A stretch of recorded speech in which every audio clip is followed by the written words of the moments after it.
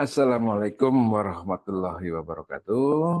Rekan-rekan sekalian, senang sekali kita dapat berjumpa kembali. Ya, kali ini kita akan membahas lebih detail terkait dengan bagaimana dokumen-dokumen apa saja yang perlu Anda siapkan dalam pelaksanaan pelatihan asesor kompetensi dan juga sertifikasi kompetensi bagi calon asesor kompetensi.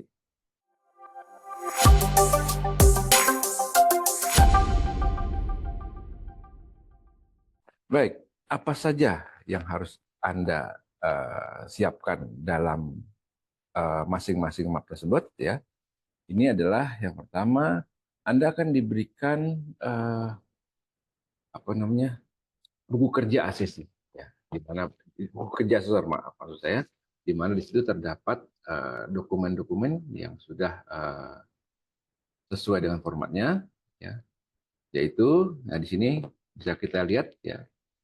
Tugas satu ini logonya adalah map merah, ya. Kemudian tugas dua ini adalah kuning dan tugas tiga ini adalah hijau. Jadi tugas satu ini adalah berisikan dokumen pelatihan calon master asesor kompetensi, ya, yang digunakan metode asesmennya adalah pengumpulan bukti langsung. Sementara map kuning ya adalah dokumen pelatihan calon master asesor yang berisi instrumen asesmen untuk pengumpulan bukti tidak langsung. Ya. Sementara map hijau ini atau tugas yang ketiga ini adalah yang akan dipilih ya dari calon asesor kompetensi ini, apakah menggunakan metode pengumpulan bukti langsung ya seperti map warna merah atau metode pengumpulan bukti tidak langsung yaitu menggunakan map warna kuning. Jadi tugas satu dan tugas dua ini ya setelah diselesaikan maka akan dipilih mana yang akan digunakan untuk dimasukkan ke dalam map yang berwarna hijau. Nah, ini adalah dokumen-dokumen yang harus disiapkan ya pada setiap map pelatihan calon master asesor kompetensi. Ada yang pertama dokumen pelaksanaan yang terdiri dari FR APL 01 yaitu permohonan sertifikasi kompetensi kerja. Kemudian dokumen yang kedua adalah FR APL 02 yaitu asesmen mandiri. Yang ketiga adalah dokumen portofolio asesi. Ini jika yang digunakan adalah map berwarna kuning atau pengumpulan bukti tidak langsung ya. Sementara kalau bukti langsung berarti tidak ada dokumen portofolio asesi ya. Kemudian yang keempat adalah FR MAPA 01 yaitu merencanakan aktivitas dan proses asesmen. Jadi nanti Anda juga akan diajari untuk bagaimana menyusun merencanakan aktivitas dan proses asesmen atau MAPA 01. Kemudian skema sertifikasi dan standar kompetensi kerja. Nah, ini adalah yang harus disediakan. Nah, untuk skema sertifikasi dan standar kompetensi kerja ini, maka pilihlah dari skema yang ada pada LSP Anda, ya, yang akan Anda gunakan dalam pelatihan asesor kompetensi ini. Ya, jadi pilih salah satu skema, ya, kemudian sertakan juga standar kompetensinya, apakah standar kompetensi kerja nasional Indonesia atau SKKNI, atau standar kompetensi kerja khusus, ya, atau standar kompetensi internasional. Ini tentu tergantung dari skema yang Anda pilih nanti. Kemudian yang keenam adalah dokumen FR MAPA 02, yaitu peta instrumen asesmen hasil pendekatan asesmen dan perencanaan asesmen. Ya. Kemudian yang ketujuh ini adalah FR AK 07 atau checklist penyesuaian yang wajar. Kemudian dokumen yang ke-8 adalah FR AK 04 yaitu formulir banding asesmen. Dan yang ke-9 adalah FR AK 01 yaitu persetujuan asesmen dan kerahasiaan. Ya, jadi ini adalah dokumen yang harus disiapkan ya, yang Anda masukkan ke dalam map berwarna merah yang pertama.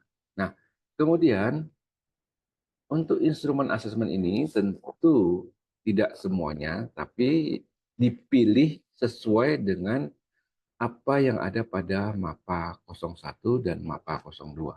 Ya, jadi dalam MAPA 01 atau MAPA 02 nanti Anda akan menetapkan metode asesmennya seperti apa. Ya, apakah menggunakan metode asesmen observasi langsung, ya, apakah menggunakan metode instruksi terstruktur, ya, ini adalah untuk pengumpulan bukti langsung, dan bukti tambahannya bisa berupa pertanyaan tertulis pilihan ganda atau pertanyaan tertulis esai atau pertanyaan lisan, ya. Jadi jika Anda menggunakan metodenya atau pada eh, map berwarna merah ini, maka yang harus Anda siapkan adalah eh, bisa pilihan, ya, nomor dokumen nomor 10, 11, dan 12 ditambah dengan 14, 15, atau 16. Jadi bisa ketiganya, bisa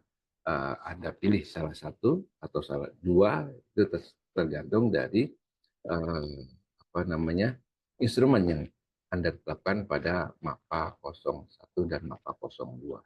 Ya, jadi atau dengan tugas terstruktur atau daftar instruksi terstruktur, yaitu form dokumen nomor 13, ya, ditambah dengan bukti tambahannya, apakah 14 dan atau 15 dan atau 16.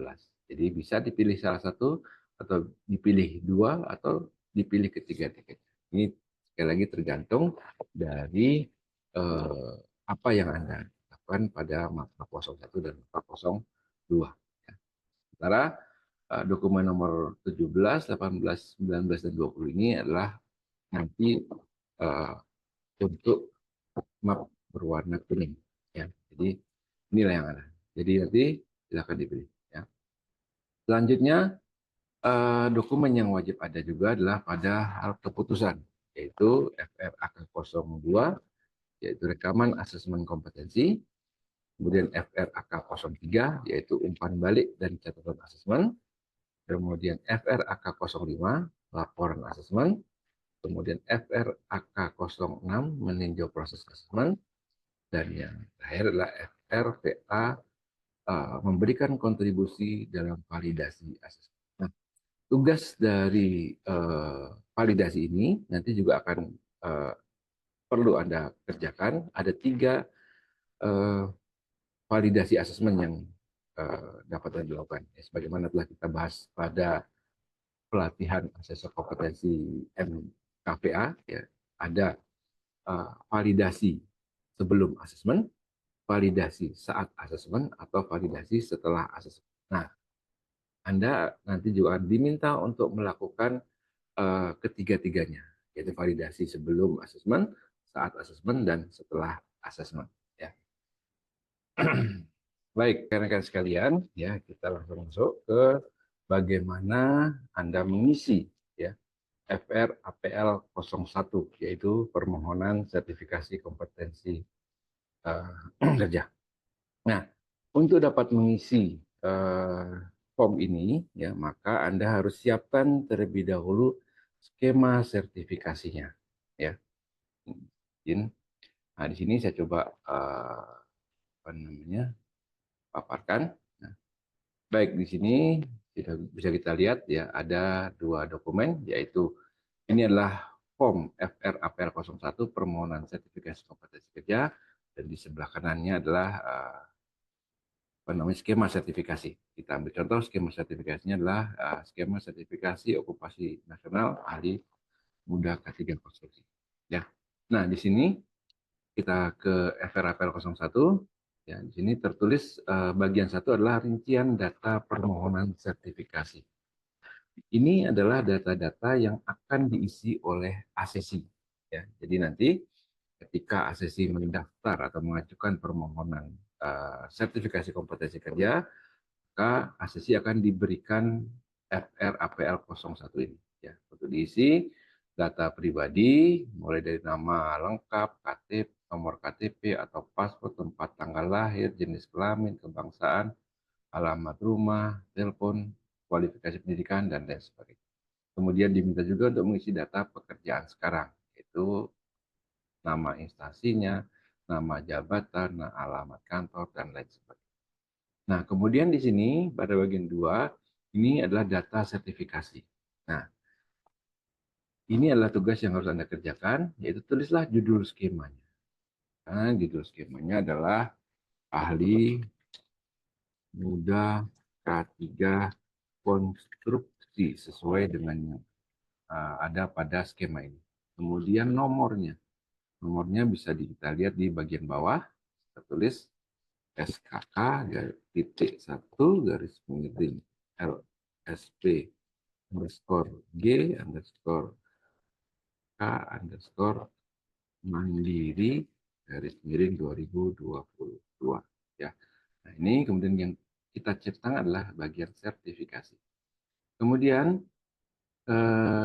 daftar unit kompetensi sesuai kemasan ya kita lihat di skema ini ya, judul unitnya. Ya, di sini terlihat ada 10 unit kompetensi. Ini kita tambah jumlah barisnya, kita tambah sampai jumlahnya 10 ya. 1, 2, 3, 4, 5, 6, 7, masih kurang 1 ya. Kita tambahkan lagi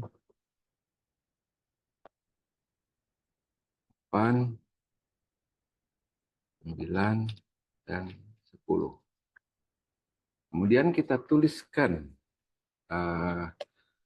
kode unit dan judul unitnya. Misalnya kode unitnya adalah S.11200.009.01. Judul unitnya adalah menerapkan peraturan perundang-undangan yang terkait dengan K3 konstruksi. Kemudian kita tulis standarnya. Standarnya kita bisa lihat di sini, yaitu peraturan ini ya, berarti SKKNI di bagian ini tertulis keputusan Menteri Tenaga Kerja dan Transmigrasi Republik Indonesia nomor 350 tahun 2012 tentang penerapan standar kompetensi kerja nasional Indonesia kategori provinsi dan sebagainya. Ini kita tulis berarti SKKNI 350 strip 2014 ya. Cukup disingkat seperti itu saja. Ya. Kita bisa juga ditulis tahun ya. Tahun 2014 ya, itu. Nah, kemudian kita isi semuanya.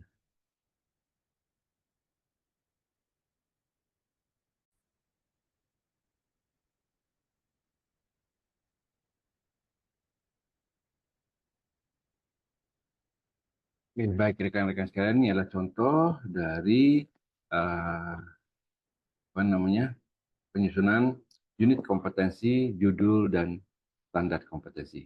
Jadi sudah kita salin kode unit dan judul unit yang ada pada kemasan atau paket kompetensi yang ada pada skema sertifikasi ini kita masukkan ke dalam tabel ini. Ya. Nah selanjutnya kita akan mengisi bagian yang ketiga yaitu bukti kelengkapan pemohon. Nah bukti kelengkapan permohonan ini terbagi menjadi dua, yaitu bukti persyaratan dasar pemohon dan bukti administratif. Ya.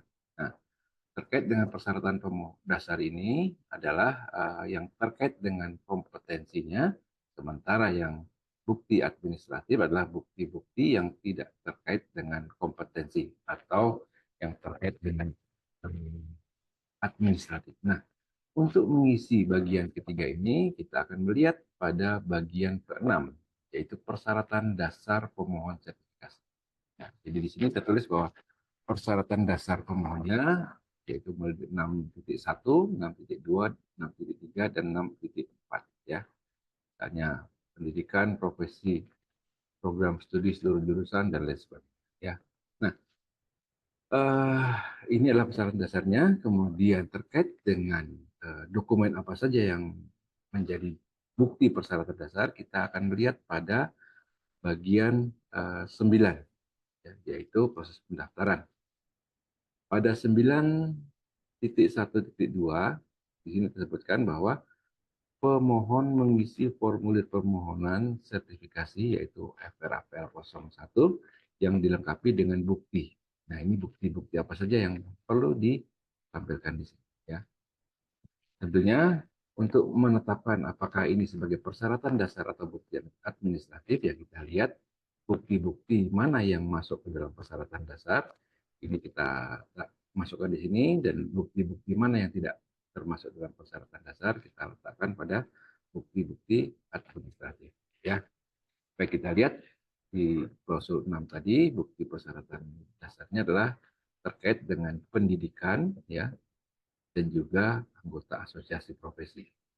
Kita masukkan saja. Yang pertama adalah berarti kopi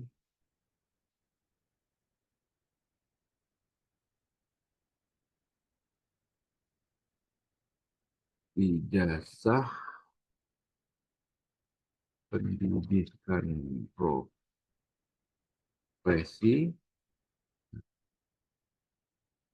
program pendidikan, dari program studi di seluruh jurusan atau program studi bidang konstruksi, dan surat keterangan pengalaman kerja nol nol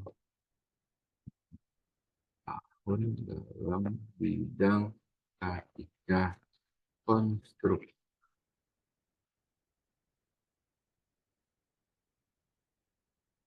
Dua, tulisan ini surat keterangan lulus atau SKL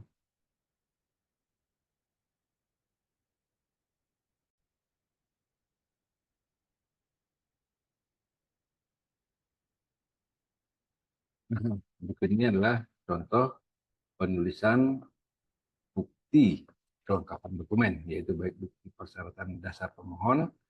Ini ada tiga, ada empat, ya. Namun kalau kita lihat dari apa namanya persyaratannya, yang pertama adalah kopi ijazah pendidikan dan seterusnya, atau nomor dua, atau nomor tiga. Jadi salah satu dari ketiga persyaratan dasar ini, ya. Sementara yang nomor empat ini adalah bukti kelengkap keanggotaan asosiasi profesi yang terdaftar di LPJK kecuali klausul nomor 2. Jadi jika persyaratan bukti persyaratan dasarnya adalah nomor satu dan nomor tiga, maka wajib ada bukti keanggotaan. Tapi jika persyaratan yang disampaikan adalah sesuai nomor dua, maka bukti keanggotaan asosiasi ini tidak diperlukan. Ya, sementara bukti administratifnya adalah terkait dengan fotokopi KTP dan pas foto ukuran 3x4 sebanyak 2 lembar. Ya. Ini adalah yang sudah diisi. Jadi tugas Anda nanti akan diminta untuk memiliki bagian nomor 3 ini. Ya. Selanjutnya, ini adalah bagian terkait dengan apa yang diisi. Nah, rekan-rekan sekalian, uh, FRAPL 01 ini adalah uh, dokumen yang nantinya akan diperoleh calon asesi atau yang mengajukan permohonan untuk kemudian diisi, ya. Nah, di sini belum ada tugas dari asesor, ya. Nanti asesi atau pemohon akan bertemu dengan admin LSP. Jadi setelah pemohon mengajukan permohonan, kemudian menyampaikan dokumen bukti kelengkapan permohonan, maka nanti admin LSP akan melakukan pengecekan atau memverifikasi apakah permohonan yang disampaikan tadi memenuhi persyaratan, ada mau dipesertakan atau tidak. Ya. Kemudian nanti akan diputuskan apakah eh, permohonan ini diterima atau tidak diterima sebagai peserta sertifikasi. Jadi kemudian selanjutnya setelah APL 01 ini kita isi, maka tugas selanjutnya adalah mengisi form APL 02. Baik teman-teman sekalian, selanjutnya kita akan coba mengisi form APL 02, yaitu asesmen mandiri.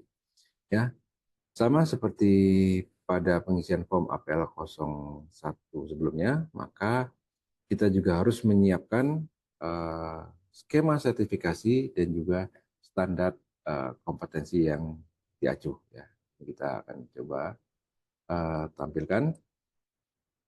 Nah, ini contoh pada sebelah kiri ini adalah form APL 02 yaitu asesmen mandiri, dan di sebelah kanan ini adalah dokumen yang kita siapkan. Yang pertama adalah skema sertifikasi dan juga standar kompetensinya, yaitu kita gunakan SKKNI nomor 350 tahun 2014.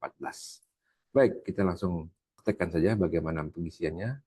Yang pertama tentu kita isi judul skema sertifikasi, ya, judul dan nomor skema. Nah, judul dan nomor skema ini bisa kita lihat pada skemanya, yaitu contohnya ini adalah ahli muda K3 konstruksi. Ya. Kemudian nomornya ada di bagian bawah dari skema ini, adalah SSK T1 garis miring LSP garis bawah G garis bawah K garis bawah Mandiri garis miring 2022.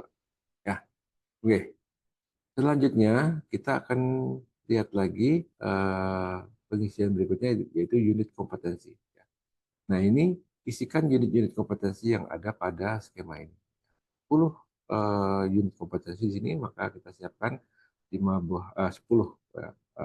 kota ini juga ya, untuk menuliskan unit kompetensi. Kita tuliskan kode unitnya misalnya S titik 941200.009.01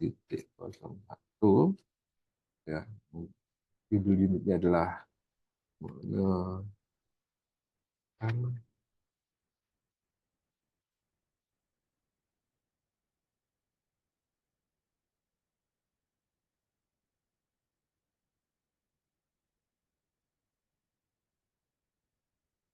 oke.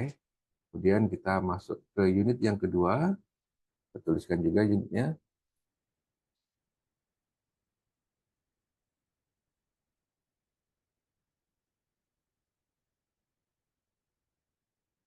Kita tuliskan judul unitnya.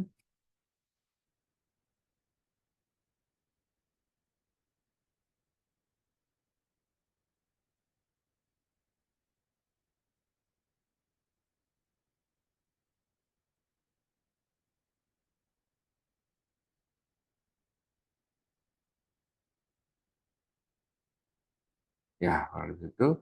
Dan tentunya silakan dilanjutkan ke unit 3, tulis kode unit dan judul unit. Kemudian unit kompetensi keempat, tulis juga kode dan judul unit. Demikian juga unit kompetensi 5, 6, 7, dan seterusnya. Kita isi sebagaimana yang ada pada skema sertifikasi ini. Kemudian selanjutnya kita akan mengisi elemen dan kriteria unjuk kerja.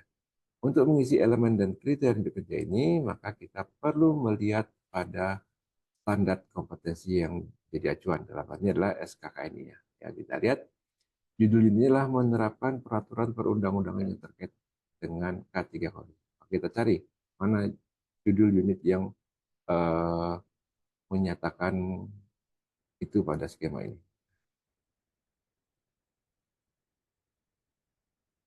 Oke, ini kita telah ketemu. Judul unitnya adalah menerapkan peraturan perundang-undangan yang terkait dengan K3. Maka kita tinggal lihat pada unit ini ternyata ada 2 elemen. Ya. Oke, kita siapkan. Kita tinggal mengcopy saja apa yang ada di elemen ini. Kopikan sebelah elemen. Kemudian kriteria unjuk kerjanya juga sama, kita tinggal copy saja apa yang ada di sini. Oke, kita letakkan di sini. Ya. Kemudian yang kedua,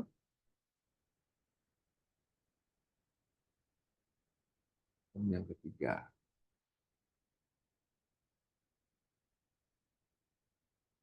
Oke, selanjutnya kita masuk ke elemen yang kedua, copy juga.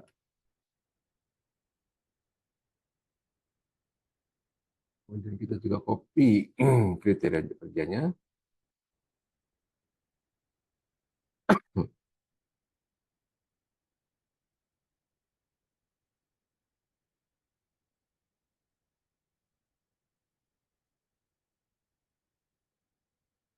Oke, setelah itu kita masuk ke unit kompetensi yang kedua, yaitu melakukan komunikasi kepada supervisor K3 konstruksi di tempat kerja. Ya, baik, kita cari unit kompetensinya. Oke, ini sudah ketemu, yaitu melakukan komunikasi kepada supervisor K3 konstruksi di tempat kerja. Hal yang sama kita lakukan, kita copy saja elemennya. Elemen yang pertama kita letakkan di sini. Kemudian kita copy kriteria kerjanya, kita taruh di bagian sini. Kemudian kita taruh lagi, kita copy lagi yang kedua.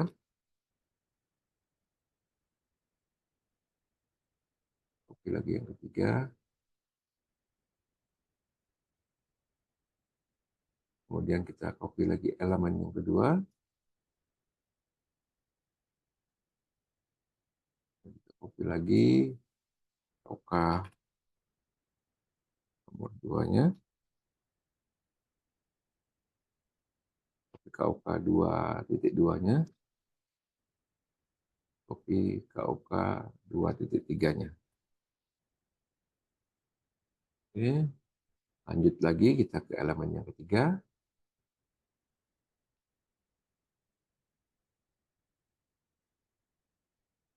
Copy KOK-nya lagi.